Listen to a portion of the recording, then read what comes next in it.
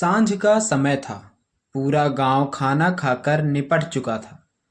औरतें आंगन समेट रही थीं। बच्चे हाथ झाड़कर भागते हुए चौपाल की तरफ आ रहे थे। गांव के बीचों बीच पुराना पीपल का पेड़ था।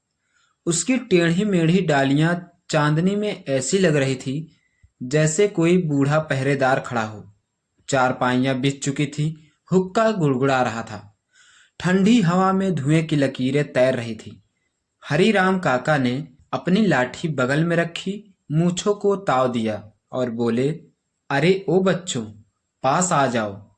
आज जो कहानी सुनाऊंगा ना, उसमें चोरी है, दोस्ती है, धोखा भी है और ऐसी भागम भाग है कि तुम लोग पेड़ पकड़ लोगे।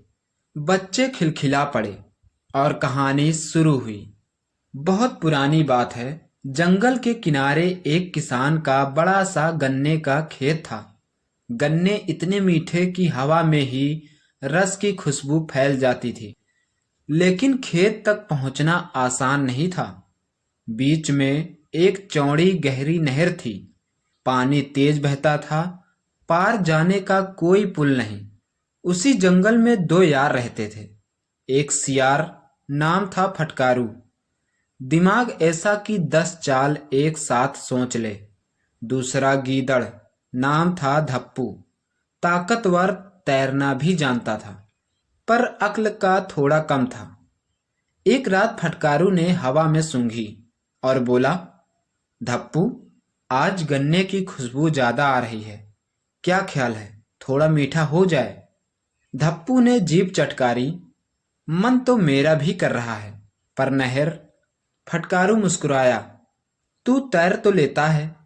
धप्पू सीना चौड़ा करके बोला, हाँ, पर तू। मैं तेरी पीठ पर बैठ जाऊंगा। दोस्ती किस दिन काम आएगी? धप्पू लालच में मान गया। दोनों नहर किनारे पहुंचे।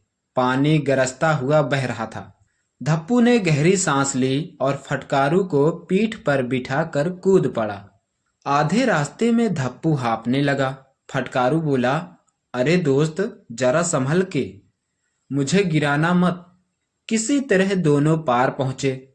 खेत में ऊंची मचान पर किसान ने कपड़ों से बनी एक गुदड़ी की गुड़िया बैठा रखी थी। धप्पू डर गया। अरे, किसान बैठा है। फटकारू ने पत्थर फेंका। गुड़िया हिली भी नहीं। अरे मूर्ख, ये तो पुतला है। दोनों गन्ने तोड़ने लगे। रस टपक रहा था। पेट भर गया। पर फटकारू की आदत खराब थी। वो बोला, दोस्त, इतना मीठा खाकर मन गाने को कर रहा है। धप्पू फुसफुसाया, चुप, किसान जाग जाएगा। लेकिन फटकारू ने आसमान की तरफ मुंह उठाकर जोर से हुआ हुआ कर दी। उसी समय असली किसान, जो पास के पेड़ के पीछे सच में पहरा दे रहा था, लाठी लेकर दौड़ा। दोनों के होश उड़ गए। भागते भागते नहर किनारे पहुंचे। पीछे किसान। धप्पू बोला, जल्दी बैठ। फटकारू फिर उसकी पीठ पर चढ़ गया। इस बार धप्पू पहले से थका था। पानी तेज था। आधा रास्ता ही पहुंचा था कि उसके पैर कांपने लगे। उतर जा, मैं डूब जाऊंगा। फटकारू डर गया। वो तैरना भी नहीं जानता था। घबराहट में उसने धप्पू को और कसकर पकड़ लिया। दोनों लड़खड़ाए। किसान नहर किनारे पहुंच चुका था। उसने लंबी बांस की लकड़ी बढ़ाई। धप्पू का पंजा उसमें फंस गया। किसान ने झटके से उसे बाहर खींच लिया। फटकारू मौका देखकर धप्पू की पीठ से कूदकर किसी तरह दूसरी तरफ निकल गया। अब धप्पू पकड़ा गया। किसान ने उसे रस्सी से बांध दिया। सुबह होते होते गांव में खबर फैल गई, आज खेत का चोर पकड़ा गया। फटकारू दूर जंगल में छिपकर कांप रहा था। दोस्ती गई, इज्जत गई और अब डर अलग। उधर धप्पू पछता रहा था। लालच ने ऐसा फंसाया और गलत दोस्ती ने डुबाया।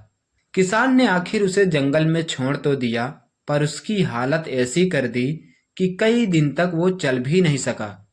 उस दिन के बाद फटकारू और धप्पू की दोस्ती टूट गई। इतना कहकर हरिराम काका ने हुक्का नीचे रखा। चांद अब सिर के ऊपर था।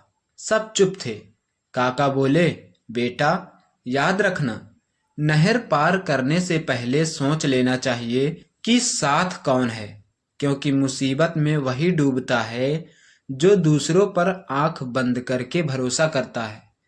तभी हवा चली और जोरों से पीपल के पत्ते खड़खड़ाने लगे। सभी ने कहा, काका लगता है आज जोर की हवा चलेगी, इसलिए आज की कहानी यहीं तक रहने दो, कल और कोई मजेदार कहानी सुनाना। काका ने कहा, ठीक है, कल इतने ही समय यहीं पर खाना पीना खाकर आ जाना, तब शुरू होगी मजेदार कहानी। दोस्तों, आज की हमारी कहानी आपको कैसी लगी हमें कमेंट बॉक्स में जरूर बताएं। ऐसे ही मजेदार आगे की कहानी सुनने के लिए हमारे चैनल को सब्सक्राइब करें और घंटी को दबाना न भूलें। सब्सक्राइब करके घंटी को दबाने से आप तक हमारी सभी कहानियां पहुंच जाती हैं।